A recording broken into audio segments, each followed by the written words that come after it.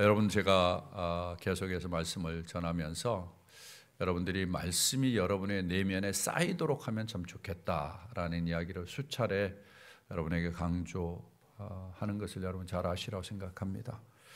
우리가 신앙생활하면서 중요한 것은 내 마음 속에 이 하나님의 말씀이 쌓여져야 돼요. 계속해서 주일날 듣고 잊어버리고 말씀이 쌓이질 않아.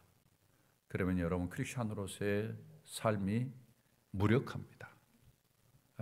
왜 내 삶이 크리스찬임에도 불구하고 이렇게 무력하나? 여러분 잘 분석해 보세요. 그것은 여러분의 삶 속에 말씀이 쌓이지 않기 때문에 그래요. 여러분 세상을 사는데도 전문 지식이 쌓여야 그 전문 지식이 파워가 있는 거예요. 크리스찬으로 살아가는 데 있어서도 하나님의 말씀이 쌓여서 이 말씀이 풍성해질 때 이 말씀이 나중엔 나의 삶 가운데서 파워를 나타냅니다. 힘을 줘요. 왜 아멘들 안 하세요? 아멘이지 않습니까, 여러분? 네? 경험을 아직 못 하셨어요? 저는 이걸 경험하지 못했다면 여러분 다 경험했으면 좋겠어요. 하나님의 말씀이 쌓일 때 우리가 인생의 여러 상황들을 다른 걸로 못 이겨요. 말씀으로밖에 못 이겨요. 네. 지칠 때 그 말씀이 나를 살려요. 힘들 때, 좌절할 때 그 말씀이 나를 소생시켜요. 위기를 당할 때 그 말씀이 나를 강하게 만들어요. 믿습니까? 저는 그렇게 합니다. 제가 그렇게 인생을 살아오니까. 네. 좌절하고 낙심될 때 이 말씀이 나를 이끌어요. 여러분들이 꼭 이 말씀이 쌓여야 돼요. 저 인생에도 이 과정들이 있었던 거죠. 말씀이 쌓이는 과정이 있는 거예요. 하루아침에 되지 않아요.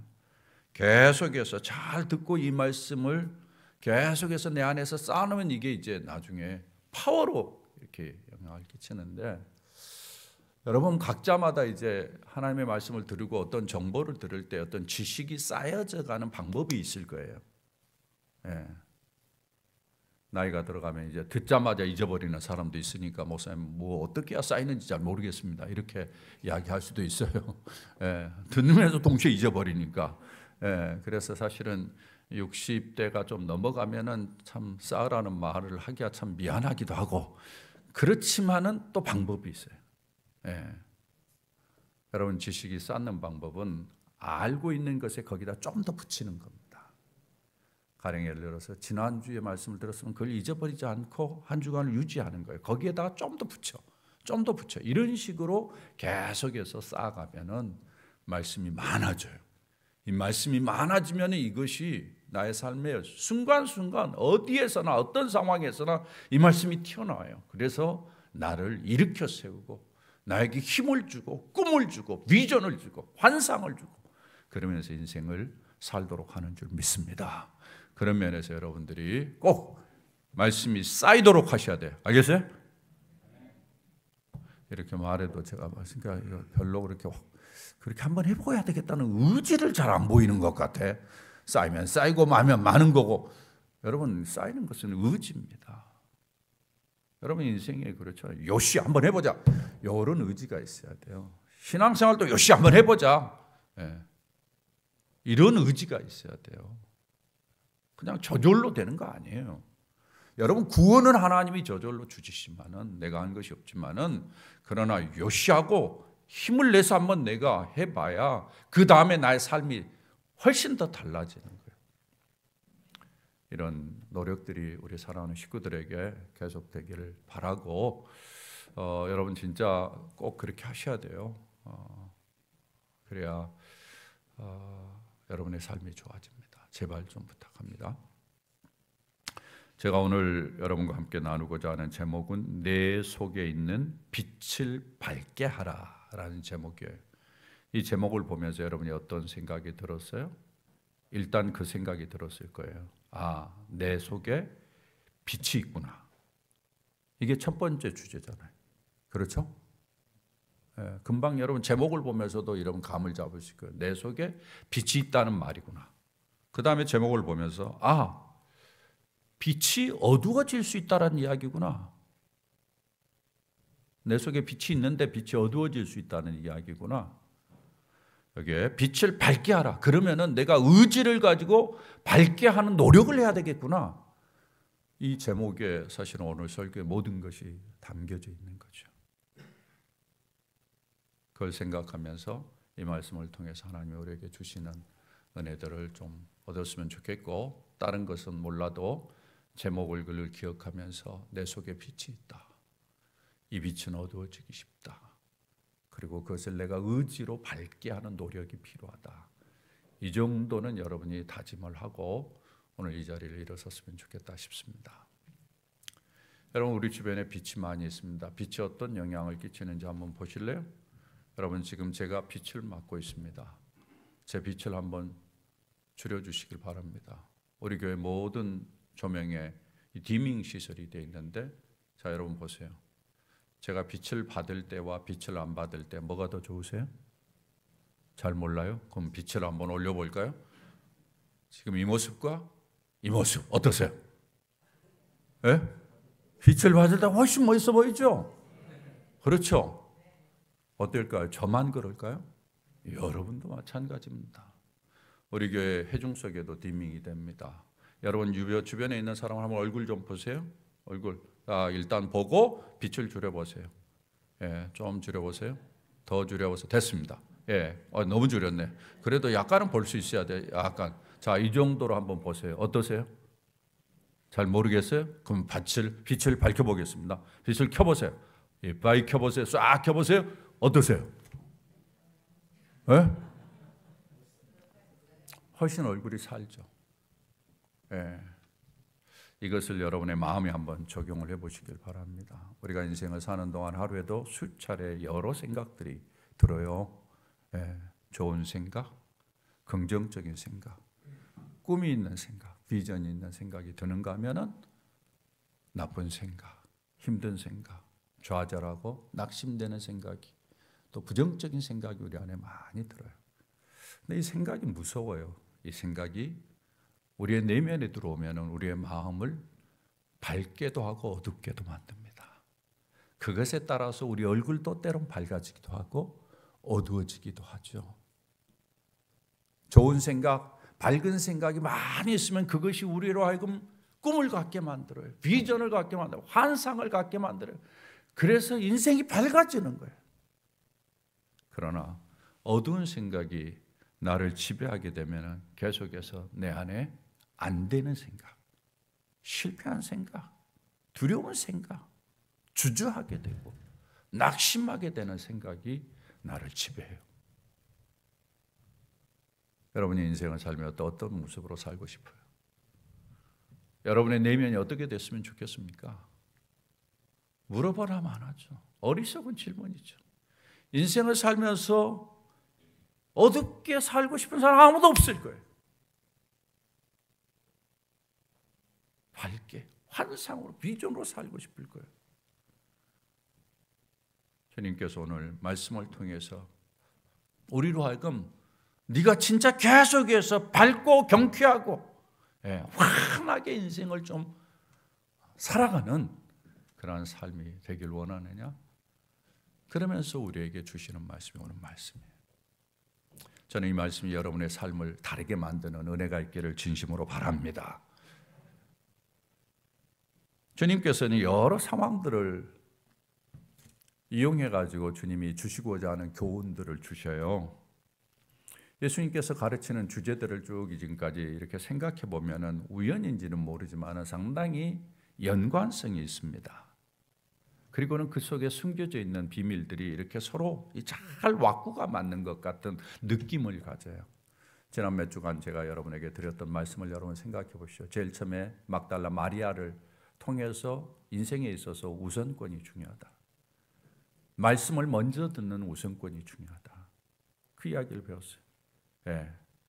그 말씀을 잘 들어야 이 말씀이 방향을 제시하고 기준을 제시하고 흐트러지지 않고 바로 갈 수 있도록 만들어주는 거죠. 그 다음 말씀에서는 주님께서 네가 지속 가능한 사업도 지속 가능해야 되는데 인생에 있어서도 지속 가능한 멋있는 인생을 살아내기 위해서는 저변에 계속해서 깔려 있어야 되는 게 있다. 그게 뭐라고 그랬어요? 기도라고 그랬죠. 기도. 예. 말씀의 가이드를 받으면서 계속해서 기도를 해야만이 모든 것이 원활하게 움직여. 예. 기도가 안 되면 마치 윤활유가 없는 것처럼 삐그덕게 가정이 삐그덕거리고, 예. 하는 일들이 삐그덕거리고, 예. 내 생각이 삐그덕거리고 다 삐그덕거린다라는 거죠.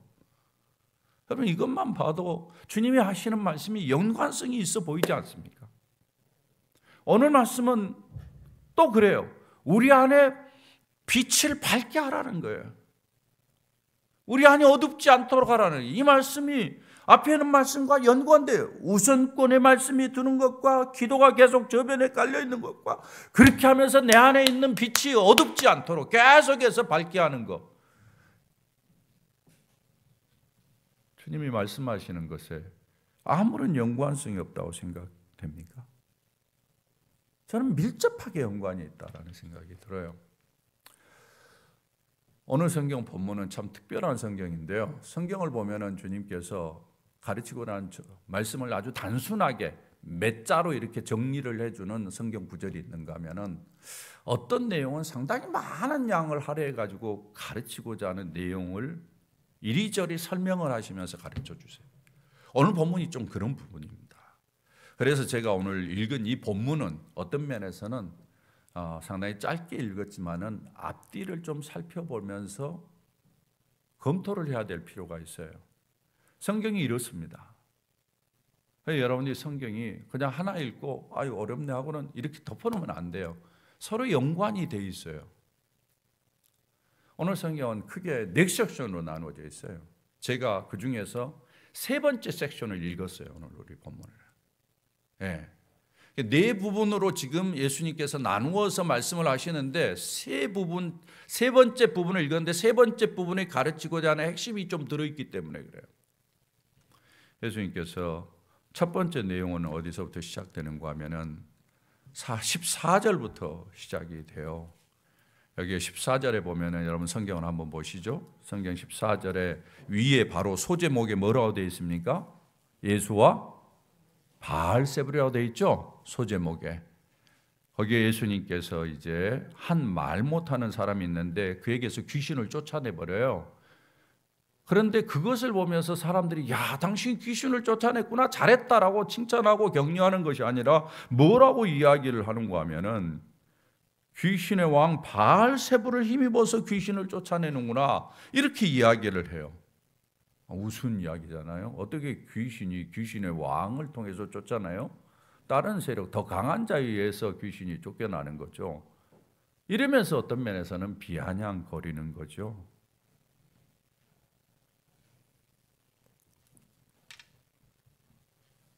이 이야기를 먼저 시작을 합니다.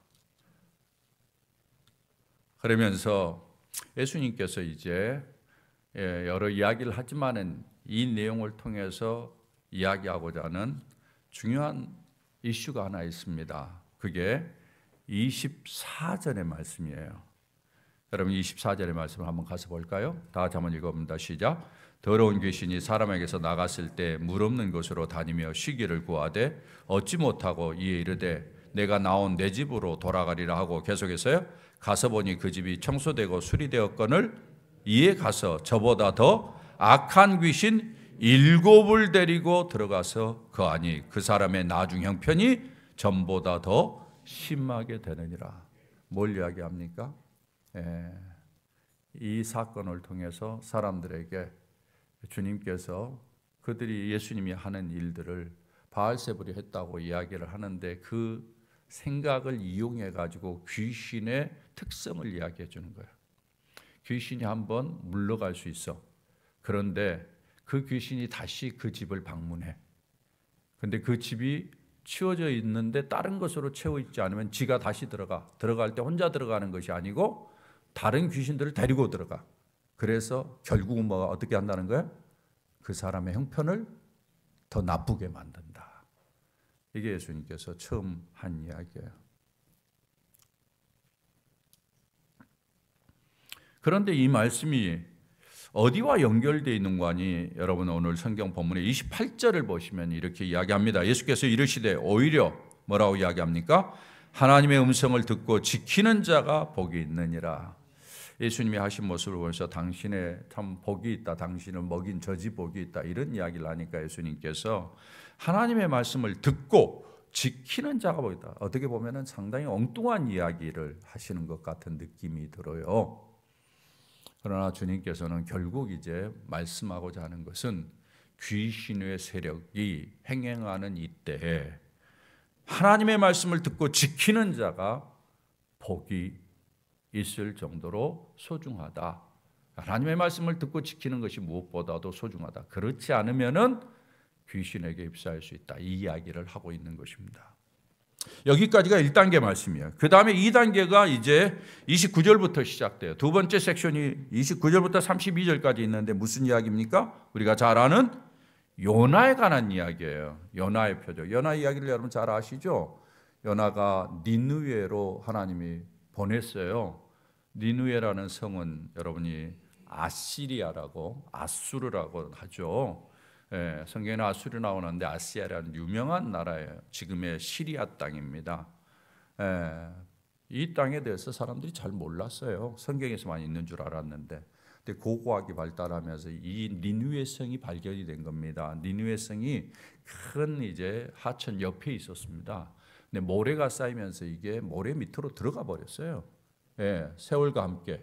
근데 모래를 이렇게 들춰내니까 이 성이 나타난 거예요. 이 성 안에 엄청난 큰 도서관이 있는데 이 아시리가 큰 제국이었어요. 여러분 아시다시피 성경에 계속해서 아수르가 많은 나라들을 정복하잖아요. 그 정복한 내용들을 토판에다가 다 기록을 해놓은 거예요. 그 도서관이 거의 가득 찬 거예요. 그걸 사람들이 지금 발견해가지고 다 읽기 시작한 거예요. 그래서 성경의 내용이 역사적이었다라는 사실이 발견된 거예요. 예. 성경의 내용이 그대로 있는 거예요, 거기에. 그 니느웨 성에 가가지고 복음을 전하라고, 하나님에 대해서 전하라고 하니까 어떻게 니느웨 성의 사람들이 구원을 얻습니까? 안 되죠. 하고는 요나가 거절을 하고는 어디로 도망가요? 다시스로 도망가죠. 그래서 하나님께서 그를 물고기 뱃속에다 집어넣고 3일 동안 머무르게 한 다음에 토해내가지고 다시 다시스로 갔는데 요나가 다시스에 가서 한 일이 없어요. 다시스가 워낙 큰 성이기 때문에 그냥 다시스가 멀기 느끼기 때문에 그냥 요나는 걸기만 했어요. 걷기만 했어요. 그런데 하나님께서 다시스 백성의 마음속에 하나님을 인식하도록 만들고는 그 백성이 회개합니다. 그리고는 그 성에 회개 운동이 일어나요. 하나님을 믿는 역사들이 일어나는 거죠. 여기에서 요나의 표적밖에 보일 것이 없다라고 이야기했을 때 요나의 사건을 통해서 두 가지 표적이 있어요. 하나는 물고기 뱃속에서 3일 만에 요나가 튀어져 나온 거, 이거 표적 있잖아요. 그 다음에 또 하나의 표적은 뭔가 하면은 요나가 한 일이 하나도 없음에도 불구하고, 하나도 없어요? 없음에도 불구하고 하나님이 니느웨 사람들 가운데서 하나님을 믿도록 하는 구원의 역사가 나타났다는 거예요. 이게 놀라운 표적이라는 거예요. 예.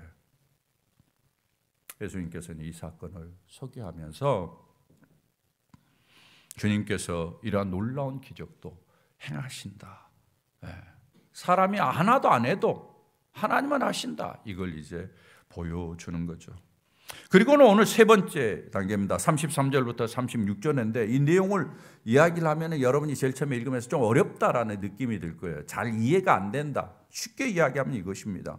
등불의 목적은 빛을 발하는 데 있다. 그러니까 등불은 빛이 보이도록 꺼내야 된다. 빛은 밝아야 되고 빛은 어두우면 안 된다. 이걸 강조하는 거죠. 네. 빛이 우리 안에 왔는데 이 빛이 어두워지면 안 된다. 이것을 계속해서 드러내는 말씀이 이 말씀이에요. 그래서 하는 이야기가 36절에 그러므로 내 속에 있는 빛이 어둡지 아니한가 보라. 이것이 강조하는 부분이고 그 다음에 36절에 네 온몸이 밝아 조금도 어두운 데가 없으면 등불의 빛이 너를 비출 때와 같이 온전히 밝으리라. 계속해서 밝아지도록 유지해야 된다라는 사실을 강조하고 있는 것이죠. 이게 세 번째 대목입니다. 마지막 대목은 37절부터인데 여러분 37절 바로 위에 소제목이 뭐라고 써져 있어요? 바리새인과 율법교사라고 써져 있죠. 예수님이 왜 이야기를 했느냐? 마치 애화를 든 것 같아요. 빛이 들어왔다가 어두워진 사람들의 애. 바리새인과 율법교사가 그렇다라는 거예요. 쉽게 이야기를 한다면 하나님께서 이스라엘 백성들을 선택했잖아요.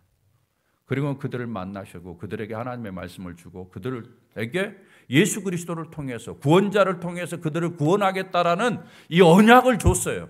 빛이 비친 거죠. 근데 그 빛을 이들이 잘 관리하지 못함으로 어두워지는 거죠. 그래서 바리새인들은 어떻게 합니까? 성경에 뭐라고 이야기해요? 겉은 깨끗하나 속은 썩어 문드러졌어요. 속은 탐욕과 악독이 가득하다. 이렇게 해요. 빛이 비쳤는데 그 빛이 완전히 탐욕과 악독으로 어두워져 버린 거죠. 이게 바리새인이에요. 교만하고 거만하고 11조는 드리지만 보이는 것은 그렇게 행하지만은 뭐예요? 사랑은 하지 않아. 보이지 않는 것에 신경도 안 써. 내면에는 신경도 안 써. 이게 바리새인 모습이라는 거예요. 이게 뭐예요? 빛으로 들어왔지만 어두워져 버리면 이렇게 된다는 걸 보여주는 거예요. 그 다음에 율법교사도 마찬가지예요. 율법교사 뭐라고 이야기합니까? 여러분 46절에 보면은 화 있을 때 너 율법교사여 지기 어려운 짐을 사람에게 지우고 사람에게 무거운 짐을 지우면서 자기들은 손가락 하나도 까딱하지 않는 그러한 사람들. 무슨 이야기예요? 하나님의 말씀이 얼마나 좋습니까? 그럼에도 불구하고 그것을 가지고 사람들에게 이야기를 하는데 자기들은 하나도 안 지키고 이런 거죠.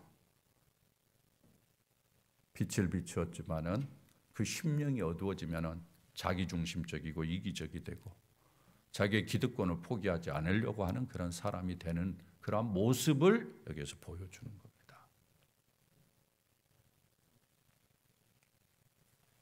예수님께서 이 말씀들을 하시면서 강조하는 것이 뭘까?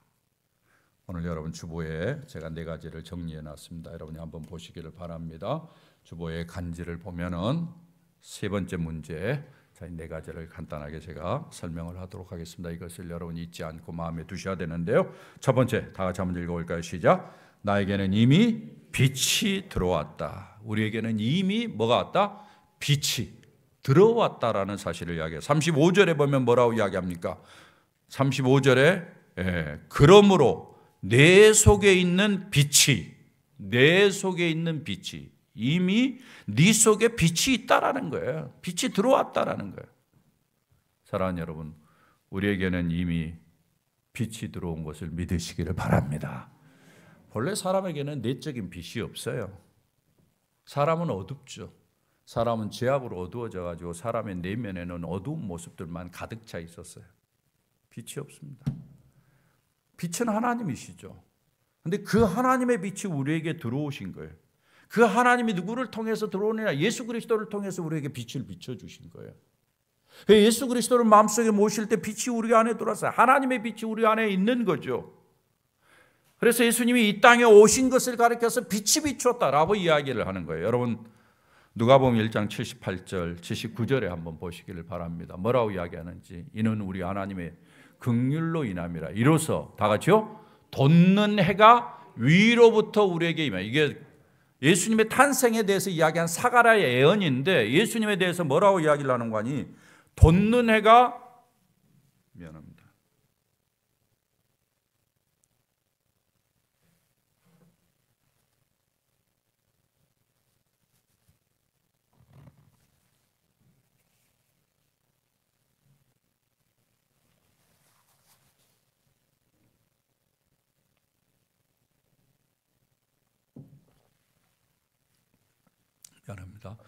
돋는 해가 위로부터 우리에게 임하여 이렇게 표현해요. 여기에 돋는 해라는 표현을 누구를 가리키냐? 예수 그리스도를 이야기하는 거예요. 그 다음 절에 보면은 뭐라고 이야기합니까? 다 같이 읽어봅니다. 시작. 어둠과 죽음의 그늘에 앉아있는 자에게 비치고 우리 발을 평강의 길로 인도하시려. 예수 그리스도가 오셔서 비춤으로 말미암아 어둠과 죽음의 그늘에서 앉아있는 자들이 해방되고 우리 안에 평강의 길이 있다라는 사실을 보여주고 있는 거죠. 예수님이 이 땅에 오셔서 빛을 비추는 그러한 역할을 하신 것을 이야기해 주고 있습니다. 그래서 누가복음 9장 29절에도 예수님께서 기도하실 때 용모가 변화되고 그것이 휘어져 광채가 나더라 이렇게 표현하고 있고요. 사도 바울은 그래서 이렇게 이야기합니다. 고린도후서 4장 6절에 어두운데 뭐라고 이야기합니까? 빛이 비치라 말씀하셨던, 이게 뭐예요? 구약에서 예언했던 거예요. 예언이다. 어두운 가운데 빛이 비치라 말씀하죠. 구약의 예언이에요. 다 같이 읽습니다. 그 다음에 그 하나님께서 예수 그리스도의 얼굴에 있는 하나님의 영광을 아는 빛을 우리 마음에 비추셨느라. 예수 그리스도를 통해서 그 빛을 우리의 마음에 비췄다. 이렇게 이야기를 하고 있는 것입니다. 예수 그리스도를 통해서 하나님의 빛이 우리 안에 들어온 거죠. 오늘 성경에 33절에 보면 이렇게 이야기합니다. 누구든지 등불을 켜서, 이렇게 표현해요. 등불이라는 표현을 하는데 이 등불도 실질적으로는 예수 그리스도를 이야기를 하고 있습니다. 성경에 이 등불이라는 말 속에 담겨져 있는 개념이 있어요. 그걸 잘 이야기해 주는 게 시편 119편 105절인데 여러분 한번 보십시오. 뭐라고 이야기합니까? 주의 말씀은 내 발의 등이요 내 길의 빛이니이다. 여기에 내 발의 등이라는 말, 등불이라는 말이죠. 옛날에는 여러분 주마등 들고 이렇게 다니면서 바로 발 앞에만 봤잖아요. 그 앞에 등인데 뭐가 등이라는 거예요? 말씀이 등이라는 거죠. 하나님의 말씀이 나를 밝혀준다라는 거죠. 하나님의 말씀이 내가 가야 될 길을 보여주는 거예요. 그러니까 하나님의 말씀이 없으면 여러분 인생 방황합니다. 아무리 잘 살더라도요. 여러분 보십시오. 하나님 말씀대로 살지 않으면 방황이에요. 이 이야기를 하고 있는 거예요. 근데 이 말씀이 등인데 이 말씀이 어떻게 등이냐? 어떻게 말씀이 빛이냐? 이 말씀이 예수 그리스도와 연관이 있는 거죠. 요한복음 1장 14절의 말씀을 한번 보시길 바랍니다. 다 같이 한번 읽어봅니다. 시작. 말씀이 육신이 되어 우리 가운데 거하심에 우리가 그 영광을 보니 아버지의 독생자의 영광이요 은혜가 진리가 충만하더라. 여기 보면은 말씀이 육신이 되었다. 누굴 가리키죠? 예수님을 가리키죠. 말씀이 몸을 입고 이 땅에 오신 육신, 바로 예수님을 이야기하는 거예요. 그러니까 여기에 지금 하나님의 빛, 예수님의 빛, 말씀의 빛은 전부 다 하나님의 빛을 다양하게 표현하는 것이에요. 결국은 빛이 우리에게 오셔서 어둠의 지배를 받고 있는 우리를 밝혀주었다 이야기를 하는 것입니다. 성경을 보면 어둠을 지배하는 세력이 있었습니다. 고린도후서 4장 4절에 보면은 그 세력이 사탄인데 이렇게 이야기합니다. 그 중에 이 세상의 신이 뭐예요? 마귀예요. 사탄이죠. 뭐라고 이야기합니까? 믿지 아니하는 자들의 마음을 혼미하게 해요. 여러분 보세요. 교회에 믿지 않는 사람을 데려오시면 어떻습니까? 사탄이 그들의 마음을 혼미하게 만들어요. 그래서 뭐라고 이야기합니까? 그 다음 말씀 보시죠. 다 같이 읽어봅니다. 그리스도의 영광의 복음의 광채가 비치지 못하게 한다. 예수 그리스도의 빛을 경험하지 못하게 만들어요. 예수 그리스도의 말씀의 빛을 경험하지 못하게 만들어요. 그래서 여러분 보십시오. 믿지 않는 사람들하고 대화를 하면 그들이 하나님의 말씀을 깨닫지 못합니다. 빛이 비치지 않아요. 그래서 답답할 때 많잖아요. 왜 그러느냐? 빛이 비치지 않는데 그 사탄이 그렇게 장난하는 거거든요. 이런 어둠의 세력들 사탄이 장난을 했음에도 불구하고 우리 안에 빛이 들어왔습니다. 할렐루야. 사도행전 26장 18절에 이렇게 이야기합니다. 한번 보시죠. 다 같이 읽어봅니다. 그 눈을 뜨게 하여 어둠에서 빛으로 사탄의 권세에서 하나님께로 돌아오게 하고 죄사함과 나를 믿어 거룩하게 된 무리 가운데서 기업을 얻게 하리라 하더이다. 보십시오. 눈을 뜨게, 주님이 나를 눈을 뜨게 했어. 그리고 어둠에서 빛으로 나오게 했어. 사탄의 권세에서 하나님께로 돌아오게 만들었어. 죄사함과 나를 믿어 거룩하게 하는 그러한 은혜를 주셔서 그 무리 가운데 있게 하셨다라는 이야기죠. 할렐루야. 바로 하나님께서 우리에게 은혜 주셔서 빛을 비춰주셔가지고 우리로 하여금 하나님의 백성들이 되도록 하신 거예요. 데살로니가전서 5장 4절 5절에서는 이렇게 이야기합니다. 형제들아 너희는 더 이상 어둠에 있지 아니하며 더 이상 어둠에 있지 않다. 여러분 그렇게 믿습니까? 그 다음 보십시오. 5절에 뭐라고 이야기합니까? 다 같이요. 너희는 다 빛의 아들이요 낮의 아들이라. 우리가 밤이나 어둠에 속하지 아니하나니. 할렐루야.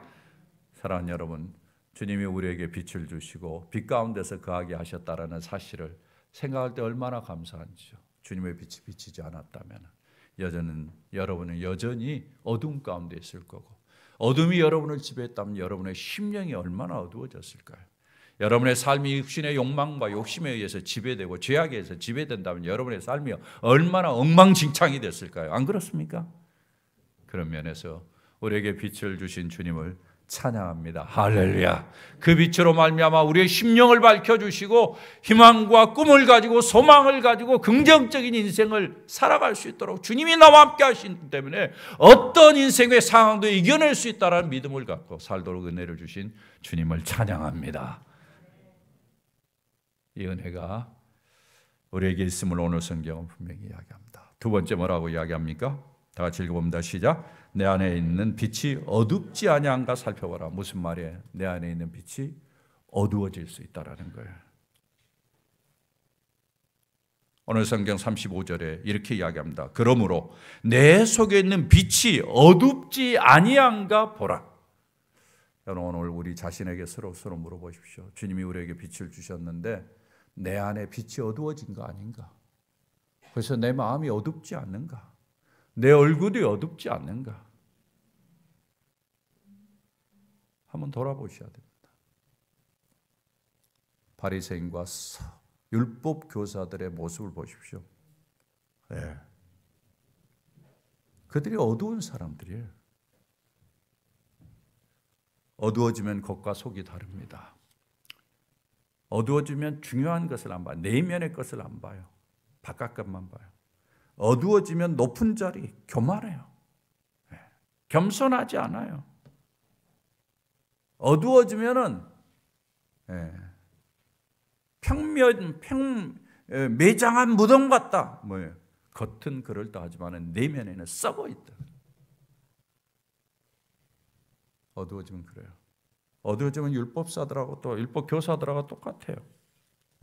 율법 교사들이 뭐예요? 좋은 율법, 좋은 지식을 가지고 다른 사람을 유익하게 하고 다른 사람에게 이런 정보를 주어가지고 다른 사람이 혜택을 받도록 하는 것이 율법 교사잖아요. 근데 그들이 어두워지니까 어때요?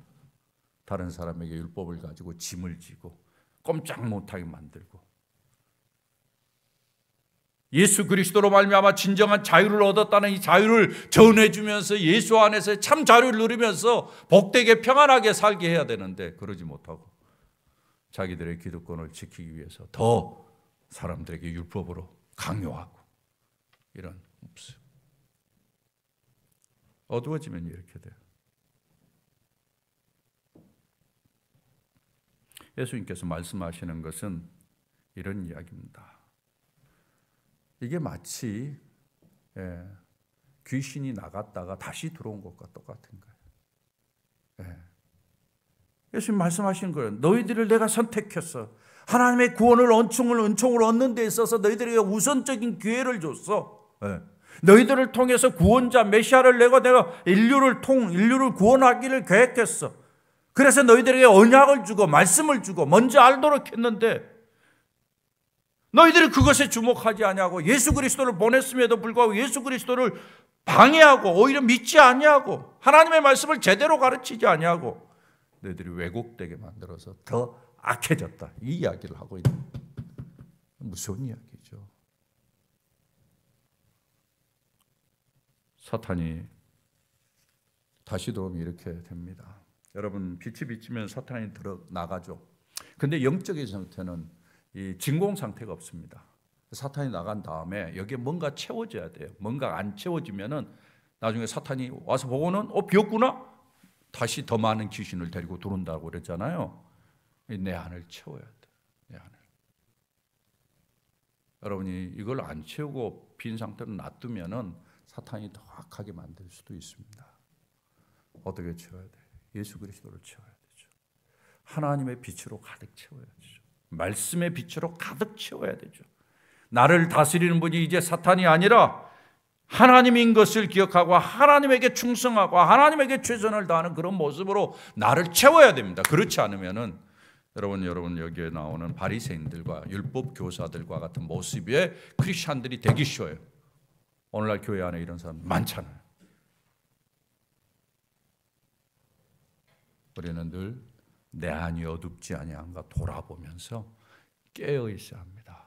이런 은혜가 있기를 주의 이름으로 부탁을 드립니다. 세 번째 뭐라고 이야기합니까? 다 즐거웁니다. 시작. 빛이 어두워지는 자들에게 화가 있다. 오늘 계속해서 성경에서 이야기하는 게 뭐예요? 바리새인과 율법사들에게. 여러분 42절이 어떻게 시작합니까? 화 있을진저. 43절 화 있을진저. 44절 화 있을진저. 46절 화 있을진저. 7절 화 있을진저.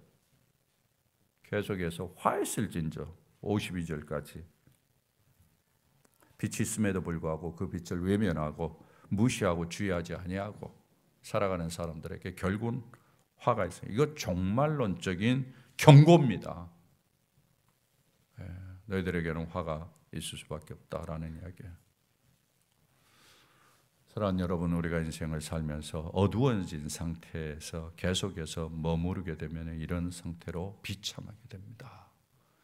우리가 절대 이런 단계에 들어가서는 안 됩니다. 사랑하는 우리 식구들이 더 깨어 있어서 이런 상태에 들어가지 않도록 각성해야 됩니다. 데살로니가전서 5장 8절에 보면은 이렇게 우리들에게 권면합니다. 사도 바울이. 우리 다 같이 한번 읽어보도록 할까요? 데살로니가전서 5장 8절 다 같이 읽습니다. 우리는 낮에 속하였으니 정신을 차리고 믿음과 사랑에 호심경을 붙이고 구원의 소망에 투구를 쓰자. 여기 뭐예요? 낮에 속하였으니 빛에 속해서 빛 가운데 산다는 이야기죠. 그러나 정신을 차려라. 속한 건 속한 거고 속할 때 정신 안 차리고 그렇게 있으면 어두워지기 쉬우니까 정신 차리라는 이야기예요. 사랑하는 여러분, 우리 모두 다 정신 차리십시다. 더 정신 차립시다. 더 정신 차려야 돼. 더 정신. 왜? 이 세상이 너무 악하니까. 이 세상이 우리를 가만두지 않아요. 여러분, 정신 바짝 차려요. 마지막에 뭐라고 이야기합니까? 다 즐거웁니다. 시작. 내 속에 있는 빛을 밝게 하라. 자, 여기 보면은 이 말이 아주 의미가 있어요. 우리 속에 있는 빛을 밝게 의지를 가지고 노력하라는 거예요. 36절을 봅니다. 내 온 몸이 밝아 조금도 어두운 데가 없으면, 보세요. 우리의 몸이 밝아서 조금 데가 어두운 데가 없도록 해야 된다는 이야기죠. 그러면은 등불의 빛이 너를 비출 때와 같이 어떻게 됩니까? 온전히 밝아진다. 우리는 온전히 밝아지는 모습이 돼야 돼. 이 땅에서. 근데 이게 온전히 밝아지는 것은 한계가 있죠.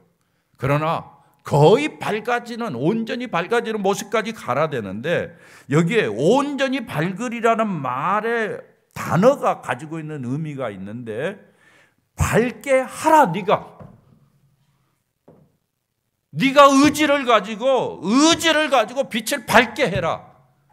이런 의미를 담은 단어예요. 그러니까 가만히 있어도 자동적으로 밝아지지 않는다라는 이야기예요.